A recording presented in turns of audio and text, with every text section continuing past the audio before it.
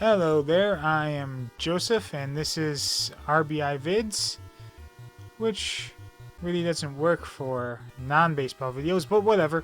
So, it's movie review in question marks, and this is more of my thoughts. So today it's Mad Max Fury Road, released May 15th, 2015, so it's the 5-year anniversary, budgeted between 150 and 185. Years after the collapse of civilization, the tyrannic Immortal Joe enslaves apocalyptic survivors inside the desert fortress, the Citadel. When the warrior... I cannot say that word. Shari Surgeon leads this 5 wives in daring escape. She forges an alliance with Mad Max Roxdale, Tom Hardy, a loner, a former captive, fortified in a massive armored truck, the War Rig. They try to outrun the ruthless warlord and his henchmen in a deadly high-speed chase through the wasteland. Man, I had a hard time saying that. So this is the Mad Max NES game from the very first Mad Max. I have no idea what I'm doing in it.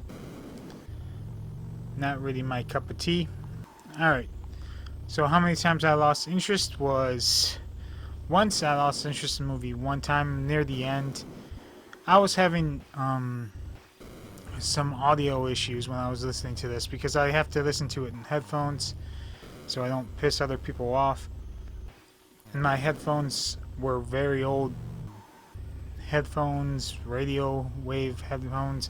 So I just upgraded, like literally just before I recorded this video, I just got new Bluetooth headphones and a Bluetooth transmitter so I can use them on anything. They sound really nice. I don't know why I said all that, but whatever. It's super impressive that someone can throw a spear and take out a muscle car. Incredibly impressive. Like, very first concert, all you see is just them throw it's great. So if they're not drinking water on a daily basis, what are they drinking? Because humans need water to survive, even radioactively changed humans. I'm pretty sure we'll need it even more so after that.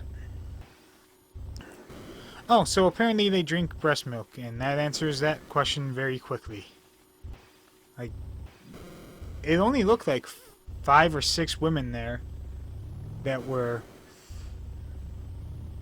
pumping out breast milk. Do they do nothing but pump out breast milk all the time? Like, that's crazy town.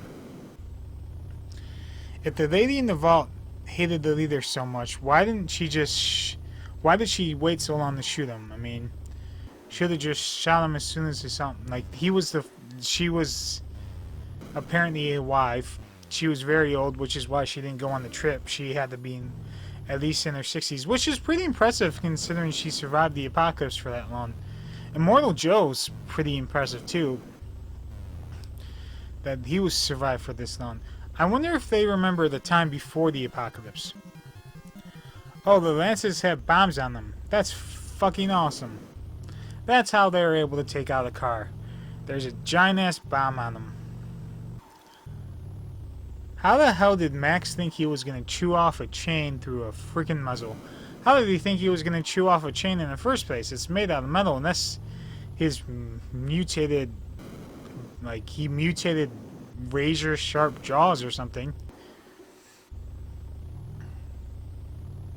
So does a Gas Town Boys have an alliance with the War Raiders with some sort of like gas for sex sort of trade? I mean, if they're the one who controls all the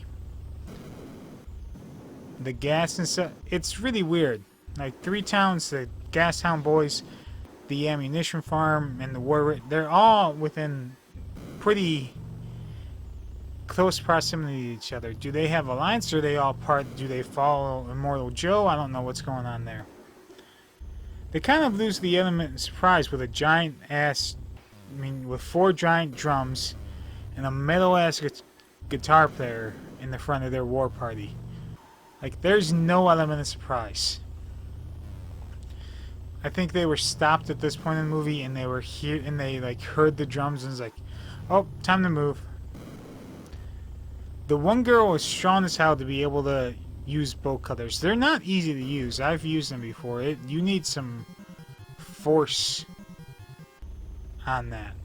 Man, I do not have very many notes on this movie. I mean, thoughts. I used to be a huge wrestling fan in the early 2000s, and I'm like, I have an on and off relationship with wrestling. I love it, I hate it, I love it, I hate it, I need a break, I don't need a break. It's very weird.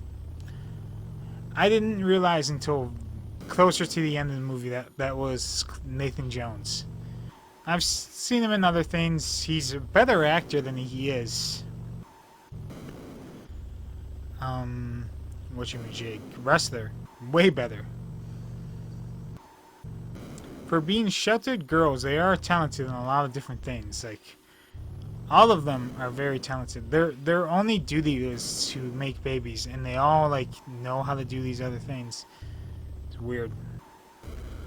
All of the old women got wrecked. They probably haven't had to fight this many people in one time. I think by the end of the movie, only one of the older survivors survived the entire fight. Which is crazy town. That they were all so talented. They all survived such a long time, but they all went to fight for a new beginning, and only one of them is going to see that new beginning. That's all my thoughts on the movie. Like, not really all that much to say. I do love, like, this is one of the movies, like this, The Revenant, and yeah, really, these two movies are the movies that made me fall in love with Tom Hardy. Like, it was a half an hour into the movie before Hardy said anything. And he made me fall in love with him. It's pretty cool. Of course, this movie's got a 97% on Rotten Tomatoes. It really has... there really is nothing, like, bad to say about it. Everything about it was so cool. Yeah. This is a short one today. I wish there was a sequel. Alright, well, I guess that I got nothing else to say.